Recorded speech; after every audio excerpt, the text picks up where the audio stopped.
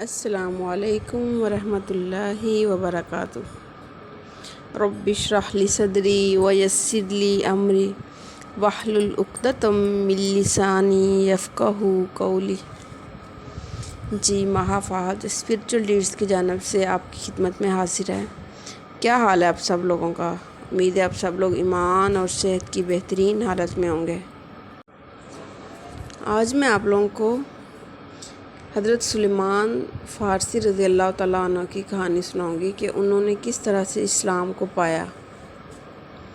حضرت سلیمان فارسی رضی اللہ تعالیٰ عنہ فرماتے ہیں کہ میں کھاتے پیتے چودھری گھرانے سے تعلق تھا میرے والد بہت زیادہ امیر تھے اور اپنے علاقے کے ایک بڑے وہ پنچ مانے جاتے تھے۔ اپنے گاؤں میں رہتے ہوئے گاؤں کے زیادہ تر معاملات جو تھے وہ میرے والد ہی دیکھتے تھے اس طرح سے، اور میں ان کا بہت ہی لاڈلا چھوٹا بیٹا تھا۔ اتنا لاڈلا بیٹا کہ فرماتے ہیں احبہ حباً شدیدہ، کہ میرے والد مجھ سے بہت زیادہ محبت کرتے تھے، شدید محبت کرتے تھے، کہ اتنی محبت کرتے تھے کہ وہ مجھے گھر سے نہیں نکلنے دیتے تھے کہ ایک منٹ کے لیے بھی یہ میرا بیٹا وہ میری آنکھوں سے اوجھل نہ ہو جائے۔ تو اس وجہ سے وہ مجھے نہیں جان دیتے تھے گھر سے باہر۔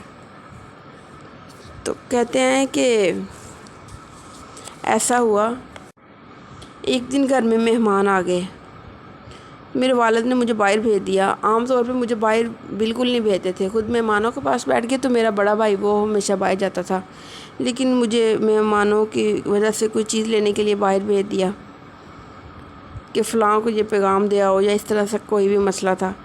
تو میں جب گھر سے باہر نکلا تو میں نے دیکھا کہ راستے میں کچھ لوگ عبادت کر رہے ہیں اور ان کے سامنے کچھ نہیں ہے۔ تو میں بڑا حیران ہوا۔ ہم لوگ مجوسی تھے، مجوسی ہیں وہ آگ کی پوجا کرتے ہیں۔ تو کہتے ہیں ہمارے گھر میں آل ٹائم آگ جلتی رہتی تھی، ہم آگ کی پوجا کرتے تھے۔ تو میں نے دیکھا کہ یہ لوگ، ان کے سامنے کوئی چیز نہیں پڑی ہوئی اور وہ عبادت کر رہے ہیں، اور وہ عیسائی لوگ تھے۔ تو کہتے کہ میں نے ان سے کہا کہ کیا کر رہے ہیں آپ لوگ؟ انہوں نے کہا کہ انا یعبدون اللہ، ہم اللہ کی بات کر رہے ہیں۔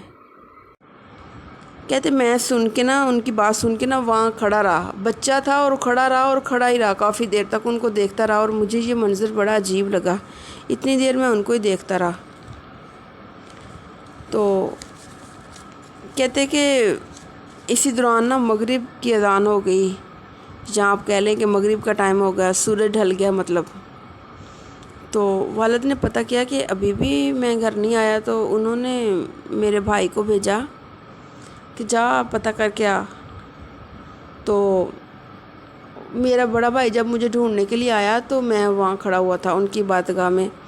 عیسائیوں کی کوئی چرچ تھی، اور فرماتے ہیں کہ عیسائی جو تھے وہ وہاں اس طرح سے تبلیغ کے لیے آتے تھے۔ تو ایسے ان کا کوئی قافلہ تھا اور وہ ایک جگہ پہ بیٹھے وہ عبادت کر رہے تھے۔ تو میں ان کو دیکھتا رہا اور پھر دیکھتا ہی رہا۔ میرا بھائی مجھے پکڑ کے گھر لے گیا اور میرے والد کو شکایت لگائی کہ یہ وہاں کھڑا وہ عیسائیوں کی عبادت دیکھ رہا تھا۔ یہ جو مجوسی ہوتے ہیں ان کا خدا پہ بھی یقین نہیں ہوتا، اور کسی پہ بھی یقین نہیں ہوتا ان کا، نہ خدا پہ نہ نبی پہ۔ یہ کہتے ہیں کہ ہر چیز وہ خود ہی بنی ہے، اور صرف آگ کی پوجا کرتے ہیں اور اسی سے اپنی حاجات کہتے ہیں۔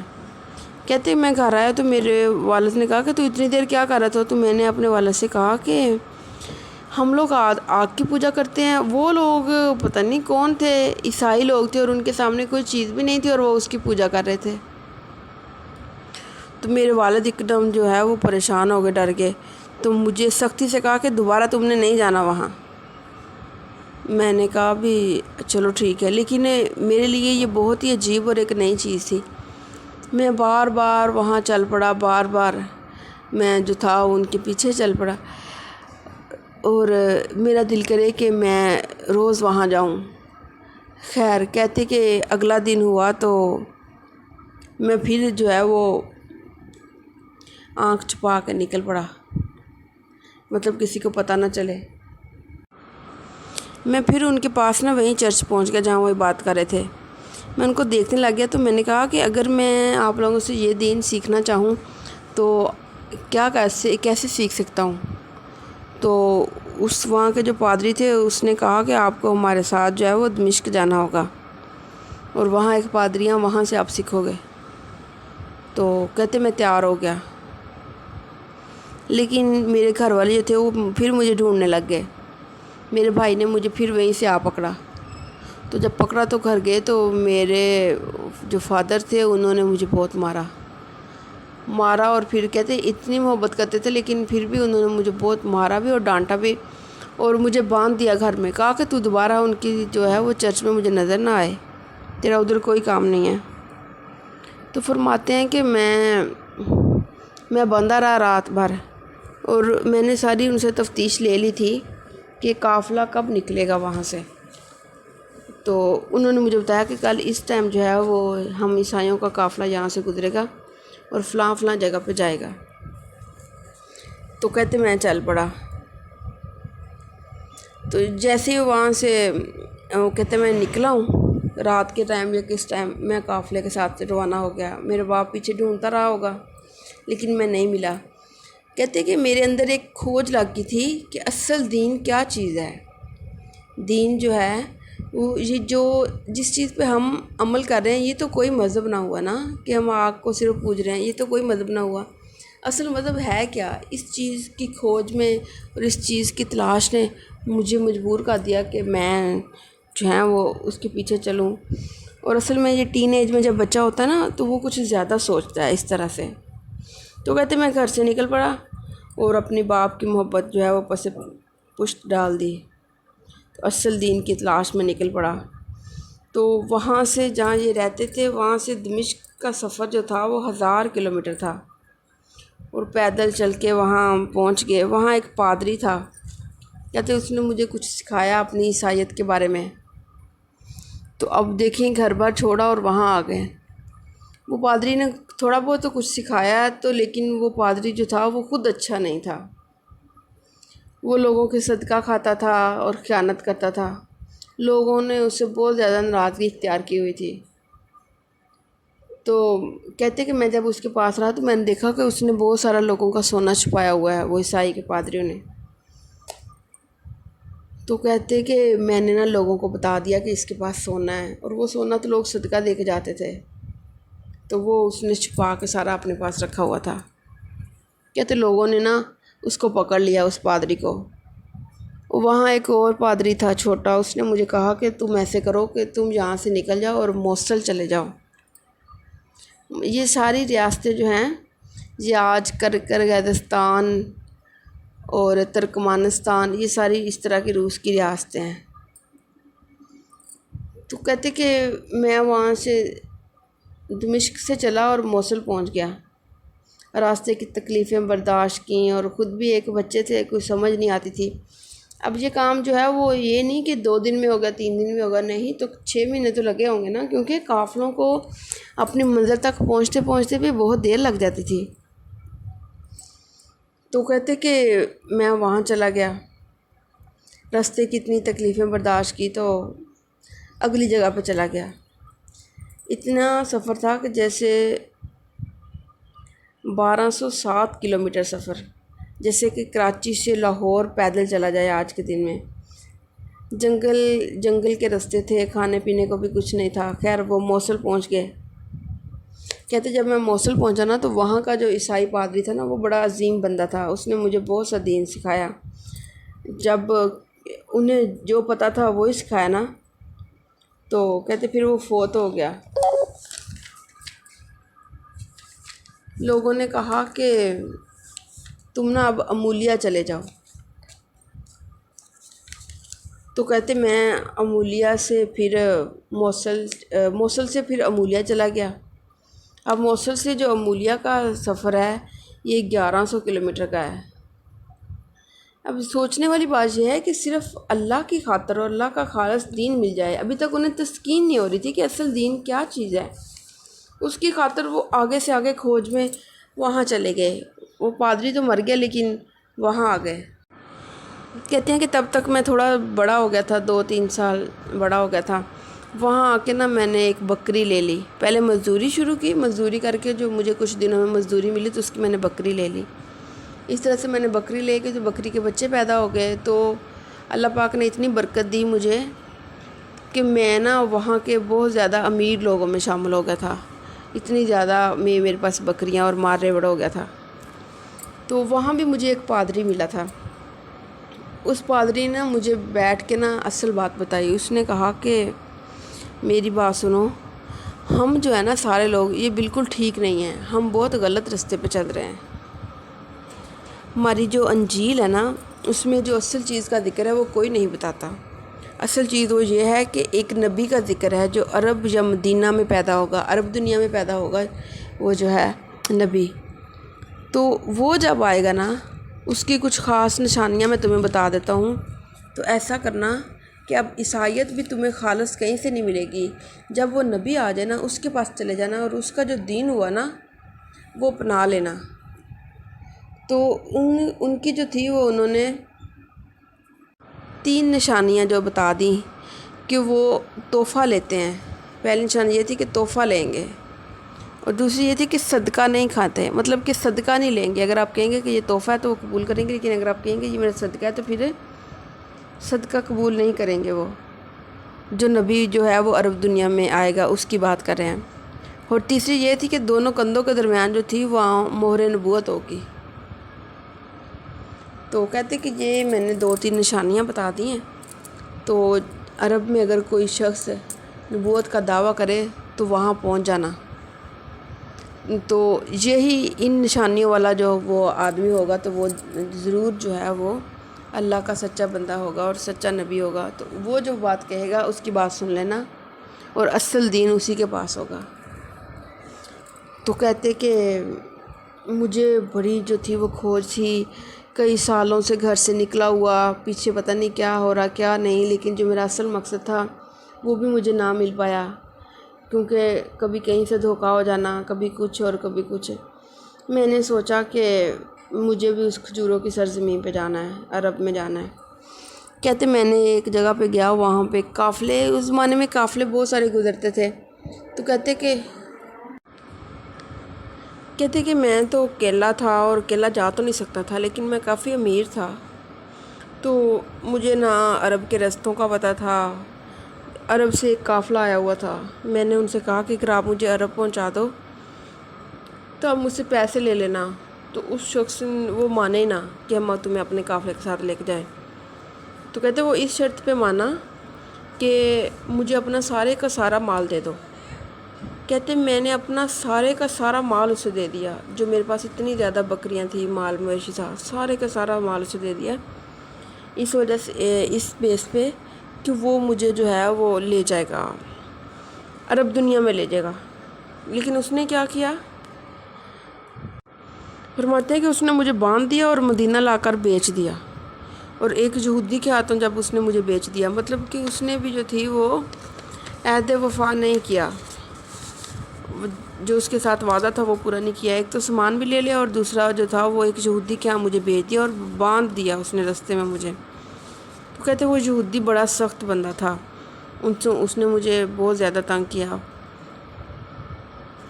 کہتے کافی دیر میں اس یہودی کے ہاں اس کی غلامی کرتا رہا۔ فرماتے ہیں کہ ایک دن اس کے چچا زاد بھائی آئے اور بولنے لگ گئے، کہتے وہ یہودیو آپ برباد ہو گئے ہو۔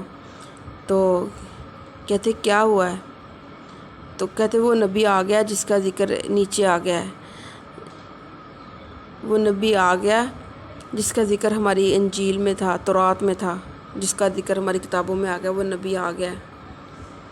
لیکن وہ نبی جو ہے وہ ہماری نسل سے نہیں آیا، اور وہ عرب کی سرزمین میں جو ہے وہ کھجوروں کی سرزمین میں وہ نبی آ گیا ہے۔ کہتے کہ میں نا اتنا خوش ہوا جب میں نے یہ اس کی بات سنی کہ نیچے گر گیا۔ میں کھجور کے درخت کے اوپر بیٹھا ہوا تھا کہ میں ایک دم نیچے گر گیا، اور میں نے آتے ہی پوچھا کہ کون آ گیا، کون سا نبی آ گیا؟ تو کہتے وہ یہودی اور اس کا بھائی جو تھا وہ مجھے مارنے لگ گئے۔ کہتے تم کیوں پوچھ رہے ہو؟ تو میں حیران ہو گیا کہ میں ویسے پوچھ رہا تھا۔ تو انہوں نے مجھے خوب مارا پیٹا اور کہا کہ اپنا کام کرو جا کے۔ تو کہتے ہیں لیکن میں نے سن لی تھی کہ نبی فلاں فلاں جگہ جو ہے وہ آ گیا ایک شخص اور وہ نبوت کا دعویٰ کر رہا ہے۔ تو فرماتے ہیں کہ میں نے نا اگلے دن کچھ چیزیں خرید لیں، کچھ کھجوریں لے لیں اور نہ اس شخص کے پاس پہنچ گیا، اور رسول اللہ صلی اللہ علیہ وسلم کے پاس جب پہنچے تو کہتے کہ میں نے دیکھا، تو میں نے اللہ کے نبی صلی اللہ علیہ وسلم کو فرمایا کہ یہ آپ کے لیے، اور یہ میں نے صدقہ پیش کیا آپ کے لیے۔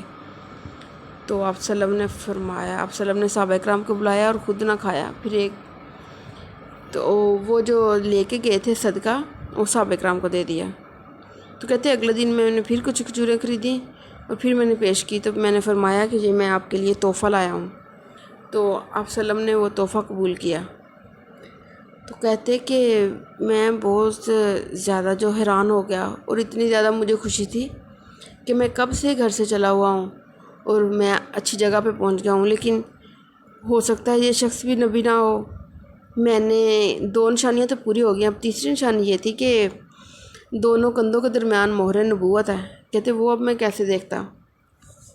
کہتے ایک دن ایسا ہوا کہ کوئی بندہ فوت ہو گیا تھا اور اللہ کے نبی صلی اللہ علیہ وسلم وہاں بیٹھے ہوئے تھے جنازے کے انتظار میں، اس کی شاید ابھی قبر جو تھی وہ تعمیر نہیں ہوئی تھی ابھی۔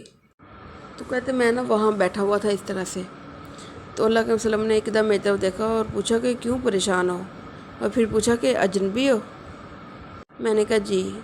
تو کہتے کہ پریشان کیوں ہو؟ تو کہتے کہ میں نے نا ایک دم بس بات کر دی، میں نے کہا کہ اللہ کے رسول میں نے سنا ہے کہ آپ کے کندھوں کے درمیان جو مہر ہے تو میں وہ دیکھنا چاہتا ہوں۔ تو اللہ کے نبی صلی اللہ علیہ وسلم نے فوراً کپڑا ہٹا دیا، فرمایا دیکھ لو۔ تو کہتے مجھے نا وہ مہر نظر آ گئی، جیسے مجھے وہ مہر نظر آ گئی تو وہ میری آخری نشانی تھی، اور اس کے بعد مجھے مکمل یقین کرنا تھا۔ تو کہتے کہ میں ان سے لپٹ گیا اور زار و قطار رونے لگا، اتنا رویا اللہ کے نبی صلی اللہ علیہ وسلم کے پاس۔ تو اللہ کے نبی صلی اللہ علیہ وسلم نے پوچھا کہ کیا مسئلہ کیا ہوا ہے؟ تو میں نے فرماتے ہیں کہ میں نے پھر ساری کہانی بتائی کہ میں کب سے کہاں سے چلا ہوں، کہاں سے پٹا ہوں، کہاں سے، اور اب میں ایک یہودی کا غلام ہوں۔ دیکھیں دین کی تلاش میں اور سچے مذہب کی تلاش میں وہ ایک چودھری کے بیٹے ہو کے، ایک اتنے امیر شخص کے بیٹے ہو کے وہ ایک یہودی کے غلام بن گئے، اور وہ بھی انہیں قبول تھا۔ تو آپ صلی اللہ علیہ وسلم جب یہ دیکھا تو آپ صلی اللہ علیہ وسلم جو تھے، آپ صلی اللہ علیہ وسلم ان کے پاس چلے گئے، اس کے آقا کے پاس گئے، تو اسے کہا کہ اس کو کیا لوگے، اس کے برابر حضرت سلیمان فارسی کو چھوڑنے کے کیا معاوضہ لوگے؟ تو وہ یہودی جو مالک نے کہا کہ 300 کھجوریں لوں گا، 300 کھجوروں کے درخت ایسے ہوں جو کہ پھل کے لیے تیار ہوں، اور انڈے کے سائے جتنا سونا لوں گا۔ تو حدیث میں آتا ہے کہ پھر اللہ کے نبی صلی اللہ علیہ وسلم نے وہ کھجور کے درخت جو تھے وہ خود اگائے، اور پھر وہ درخت جو تھے وہ بہت جلدی بڑے ہو گئے۔ جیسے بڑے ہوئے تو وہ اللہ کے نبی صلی اللہ علیہ وسلم نے اسے دیے، اور پھر سونے کے انڈے کے جتنا سونا جو تھا وہ کسی غزوہ سے جو تھا وہ عطیہ مل گیا مال غنیمت سے۔ آپ صلی اللہ علیہ وسلم نے وہ دونوں دے کے اور اس کے پاس بھیجا۔ سونے کے بارے میں حکم آتا ہے کہ ایک دن آدمی دے کے گیا تھا، وہ سونا بالکل چھوٹا سا تھا، لیکن وہ چھوٹا سا ٹکڑا وہ اللہ کے نبی نے اس کی طرف دیکھا یا کوئی دعا کی تو وہ بہت بڑا ہو گیا جتنا انہیں چاہیے تھا۔ تو اللہ کے نبی صلی اللہ علیہ وسلم نے وہ سارا کچھ اس کے پاس بھیجا، اور یہودی سے جو تھا وہ لے لیا، فرمایا کہ اس کے غلام کو آزاد کر دے۔ تو وہ غلام آزاد ہو گیا۔ تو اس کے بعد حضرت سلیمان فارس جو تھے وہ آزاد مسلمان کی طرح رہے، لیکن وہ فارس شہر کے رہنے والے تھے، تو ان کا کچھ اپنے طور طریقے تھے۔ اس طرح سے صحابہ کرام کی طرف سے اللہ کے نبی صلی اللہ علیہ وسلم کو بہت زیادہ مدد بھی ہوئی۔ کیا جب غزوہ خندق ہوا تھا تو یہ خندق کھودنے کا مشورہ جو تھا وہ حضرت سلیمان فارسی نے دیا تھا کہ خندق کھودی جائے۔ تو اس طرح سے خندق جب کھودی کی تو مشرکین بڑے حیران ہوئے، کیونکہ عرب میں رہتے ہوئے تو عرب کے دستور تو جو وہ سارے جانتے ہوتے ہیں، لیکن باہر سے اگر کوئی بندہ آ کے مشورہ دے اور پھر وہ کارآمد ہو جائے تو اس جیسی جو تھی وہ کوئی ریس نہیں ہو سکتی۔ تو مشرکین نے جب یہ دیکھا خندق کھود دیا تو اس سے مسلمانوں کو بہت زیادہ نقصان سے بچاؤ ہو گیا تھا۔ اب اس سارے واقعے سے ہمیں یہ پتہ چلتا ہے کہ آج ہم جو ہیں وہ کوئی نہ کوئی بات، کوئی نہ کوئی جو ہمارا عمل ہے، ہم اسے بغیر پڑھے لکھے جو ہے اس پہ عمل کر لیتے ہیں، ہمیں اپنے احکام و مسائل کا ہی نہیں پتہ۔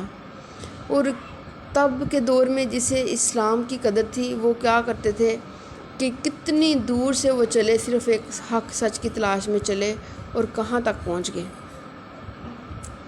اور آج ہم جو ہیں وہ نہ اسلام کو ٹائم دیتے ہیں، نہ وقت دیتے ہیں، اور نہ ہی ہمارے پاس اتنا وقت ہوتا ہے کہ ہم نے اپنی مصروفیات جو ہیں وہ دنیاوی کاموں میں اس حد تک آگے کر لی ہیں کہ ہمارے پاس اتنا وقت ہی نہیں ہے کہ ہمیں کوئی احکام و مسائل سمجھنے ہیں کہ نہیں سمجھنے، یا پھر ہمیں جو ہے وہ صحیح رستہ تلاش کرنے کا بھی ٹائم نہیں ہے۔ اللہ پاک ہم سب کو صحیح رستہ اور صحیح دین کی تلاش جو ہے وہ عطا فرمائے۔ وما علینا الا البلاغ المبین۔ السلام علیکم۔